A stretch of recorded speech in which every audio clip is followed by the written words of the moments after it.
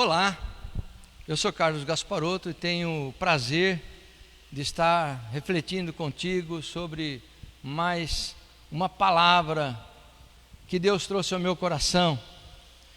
Eu trago para todos a palavra fome e sede intermináveis, fome e sede insaciáveis. O homem possui duas necessidades básicas para a sua sobrevivência, que se faltarem causa profundo estado de fragilidade por sua falta prolongada. Estamos nos referindo à escassez de alimento, à escassez de água. A série de streaming Largados e Pelados, em que casais ou grupos previamente escolhidos são deixados em lugares remotos, consagrou a busca de água e de alimentos como objetivo máximo do programa, onde os espectadores torcem pelos participantes para encontrarem formigas, vermes, cobras, peixes, frutas, água, até que vençam os 21 dias do programa. De certa forma, a inapetência e a anorexia, que traduzem a falta de vontade de comer, e a bulimia, distúrbio psíquico que atinge os adolescentes, causam estranheza por causa da rejeição do alimento que sustenta a vida. Mas na verdade, a partir do momento que os homens construíram instrumentos para arar a terra, o ser humano é a única criatura que não vive exclusivamente pela busca de água e comida para a sua sobrevivência, para dar lugar ao esporte, ao lazer, às festas, às comemorações e o culto a Deus. Quem nunca ouviu de pessoas e famílias sofrendo nos agrestes de nosso país, onde predominam inclemente solo pedregoso e vegetação escassa, negando acesso à água para saciar a sua sede? Já ouvi de pessoas aqui em nossa própria cidade, contando que seus parentes no Nordeste brasileiro pereceram pela falta do líquido precioso, a ponto de eles mesmos terem a tendência de recolherem água da chuva por meio de calhas e tambores, costume que trouxeram de lá, e que chega a causar até risos e deboche de tão absurdo procedimento, num estado que tem o aquífero Guarani, que abrange 8 estados brasileiros do sul e do sudeste, além da Argentina, Paraguai e Uruguai. No entanto, esse aluvião de águas e o excesso de alimentos que nos cerca, com nossos pastos abundantes, que proporcionam a exportação de toneladas de carnes, não impedem que vejamos pessoas passando sede e fome ao nosso redor. Porém, pior que a sede por água e a fome por alimentos, é a sede e a fome pela palavra de Deus. Cerca de 200 anos antes de o povo judeu ser levado para a Babilônia, o profeta Amós vaticinou nos arredores de Belém, conforme Amós 8, versículos 11 e 12, ele profetizou: eis que vem dias, diz o Senhor Deus, em que enviarei fome sobre a terra, não fome de pão, nem sede de água, mas de ouvir as palavras de Yahvé. Irão errantes de um mar até outro mar, e do norte até o oriente, correrão por toda parte, buscando a palavra do Senhor, mas não a encontrarão. O profeta Amós está se referindo à grande tribulação que viria sobre toda a terra, e a qual também se referiu Jesus em Mateus 24, 21, quando ele disse: porque haverá então grande aflição, como nunca houve, desde o princípio do mundo até agora, nem tampouco há de haver.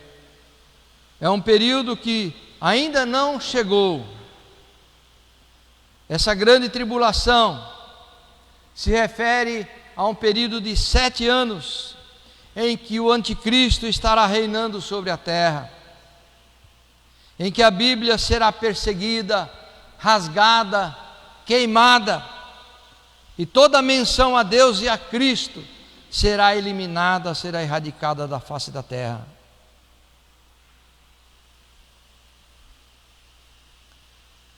Período em que os judeus, especialmente, serão perseguidos, mais do que foram sob Adolf Hitler, até que reconheçam a Jesus como seu Messias, e olharão para Ele, como diz o profeta Ezequias, e contemplarão as suas mãos furadas, os seus pés furados, e chorarão por aquele que não esperavam.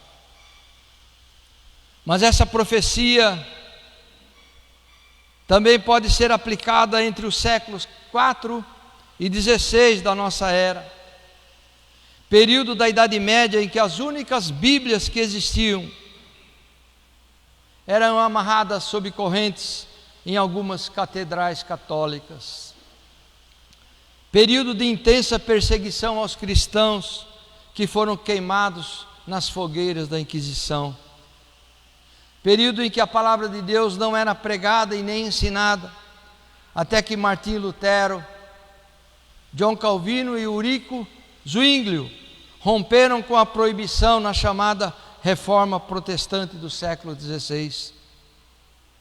Portanto, não é de se surpreender o quanto o misticismo, as lendas e crendices tomaram conta do mundo pela falta do ensino da palavra de Deus por cerca de 1200 anos. Não é por coincidência que a razão voltou a imperar a partir do século XVII, quando o iluminismo brotou na Europa, consequência da liberação religiosa. Na verdade, o iluminismo só foi possível porque o mundo foi alcançado pela chama da pregação do Evangelho, como diz o livro de Hebreus, capítulo 10, versículo 32. Lembrai-vos, porém, dos dias passados, em que depois de serdes iluminados, suportastes grande combate de aflições. Os iluministas se deram a glória de si mesmos, exaltando a sabedoria humana, como se esse período do século XVII não tivesse sido influenciado, se não tivesse sido precedido pela liberação do ensino da palavra de Deus. Com efeito, o apóstolo João diz a respeito de Cristo, em João capítulo 1, versículo 9: ali estava a luz verdadeira, que ilumina todo homem que vem ao mundo. Infelizmente, os iluministas não reconheceram o caminho aberto a eles pelo Evangelho e buscaram, por meio do conhecimento humano, apagar aquela chama. Motivo da falência das igrejas europeias, cujos templos foram vendidos aos milhares por falta de assiduidade do chamado público cristão. E atualmente, a Europa corre o risco de voltar novamente às trevas, pelo crescimento gigantesco do islamismo, pela negligência do Evangelho de Jesus. A fome e a sede da palavra de Deus é tão importante que o rei Salomão exortou o seu povo a ajudarem os próprios inimigos. Em Provérbios 25, 21 ele escreveu: se o seu inimigo tiver fome, dê-lhe de comer, e se tiver sede, dê-lhe de beber. Parece que até o próprio Cristo foi buscar fonte para seus ensinos nesse versículo de Salomão. quando ele diz: quando vos baterdes em uma das faces, vire a outra face para o seu inimigo. Muitos analisam esse texto sobre o tema da sede e da fome material, esquecendo-se de que o livro de Provérbios é uma das principais chaves bíblicas que fala por meio de parábolas, ou seja, por meio de enigmas, onde fome e sede traduzem o desejo de homens e mulheres de buscarem o conhecimento de Deus por meio da sua palavra. Deus fala por meio do profeta Isaías que a sua compaixão iria nutrir a fome e a sede do povo de Israel por meio do seu enviado. Isaías 49:10 diz: não terão fome nem sede, o calor do deserto e o sol os atingirá. Aquele que tem compaixão deles os guiará e os conduzirá para as fontes de água. Obviamente, esse enviado era Jesus Cristo, que guiaria e conduziria o povo de Israel para as fontes de água. Observem a sensibilidade de Yahvé nesse capítulo de Isaías, comparando-se a uma mãe que não negligencia o seu bebê. Isaías 49:15. Será que uma mãe pode esquecer o seu bebê, que ainda mama, e não ter compaixão do filho que gerou? Embora ela possa se esquecer, eu não me esquecerei de ti, ó Israel. Amados, essa promessa de Isaías 49 se estenderia aos gentios, não somente aos judeus, pois Cristo é chamado de luz para as nações. Em Isaías 49:22 ele diz: assim diz o soberano Senhor: veja, eu acenarei para os gentios, erguerei a minha bandeira para os povos, eles trarão nos braços os seus filhos e carregarão nos ombros as suas filhas. Como luz para as nações, Jesus é a própria encarnação da palavra de Deus, conforme diz o apóstolo João no capítulo 1 do seu evangelho, versículo 1: no princípio era o Verbo estava com Deus e o Verbo era Deus. E como sabemos, biblicamente falando, verbo é sinônimo de palavra. Cristo era o Verbo de Deus, a palavra de Deus. O Senhor tem o maior interesse em que a sua palavra seja cumprida em todos os sentidos, em todos os lugares e em todas as pessoas. Jeremias 1:12, ele diz: e disse-me o Senhor, viste bem, porque eu velo sobre a minha palavra para cumpri-la. Queridos, Deus cuida de cumprir a sua palavra. Deus protege a sua palavra para que ela se estenda por gerações e gerações, e a vontade de Deus seja revelada aos homens por meio de sua palavra, que é Cristo. O Salmo 119, o mais longo, tem 150 versos, e todos eles elogiando a palavra de Deus. E esse salmo ressalta que essa palavra é vida e vivifica aos que nela creem. Salmo 119, versículo 50 diz: isto é a minha consolação na minha aflição, porque a tua palavra me vivifica. O que se passa na Europa também aconteceu ao povo de Israel, pelo mesmo motivo. Recusam em obedecerem a Deus, e por isso passaram fome e passaram sede. Em Isaías 5,13 o Senhor diz: portanto o meu povo vai para o exílio por falta de conhecimento, a elite morrerá de fome e as multidões de sede. O Senhor diz em outro texto do Antigo Testamento: o meu povo perece por falta de conhecimento. O povo foi levado escravo para a Babilônia, onde passou fome e passou sede da palavra de Deus por negligenciá-la. A disciplina de Deus consistiu em retirar deles a sua palavra, os seus mestres, os seus ensinos, para que dessem valor nela, e por 70 anos dela tiveram saudade e dela foram privados. No Salmo 78, o salmista faz uma retrospectiva da história de Israel, desde os dias de sua aliança com Jacó até o período do cativeiro. É um salmo histórico, esse Salmo 78. O objetivo dele é garantir que as gerações seguintes conheçam a história e não cometam os mesmos erros que os seus antepassados cometeram. Vejam o versículo 1 desse Salmo 78. Escutai a minha lei, povo meu, e inclinai os vossos ouvidos às palavras da minha boca, diz o Senhor. Deus sempre irá cumprir a sua palavra, custe o que custar. Ela não será adiada, mas se cumprirá no tempo próprio. Ezequiel 12, 28 diz: portanto diz-lhes, assim diz o Senhor Deus, não será mais adiada nenhuma das minhas palavras, a palavra que falei se cumprirá, diz o Senhor Deus.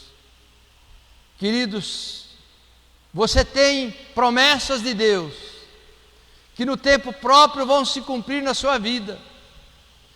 Eu tive e ainda tenho palavras de Deus, promessas de Deus na minha vida, promessas que se cumpriram no passado, promessas que se cumprem no presente e promessas que se cumprirão no futuro.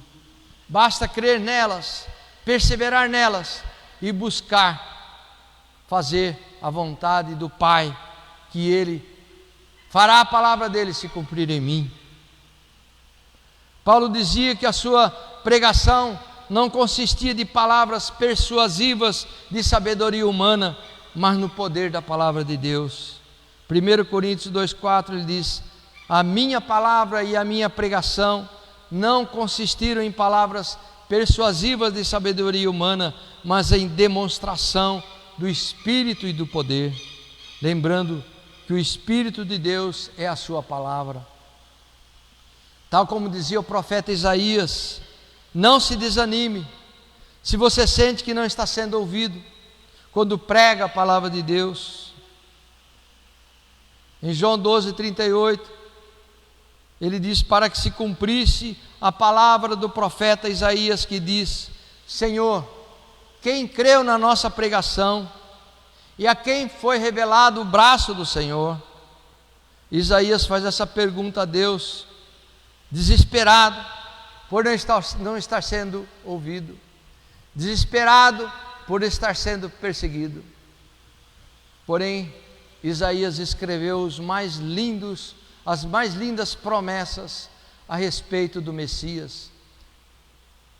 Tanto é que Isaías é chamado de o profeta messiânico, porque ele previu várias fases da vida de Jesus. Saiba que Jesus recebe, amado, a pregação da palavra de Deus. Jesus não menospreza a sua pregação. Jesus está ciente da sua palavra que está sendo pregada por você, que está sendo anunciada por nós, a sua igreja.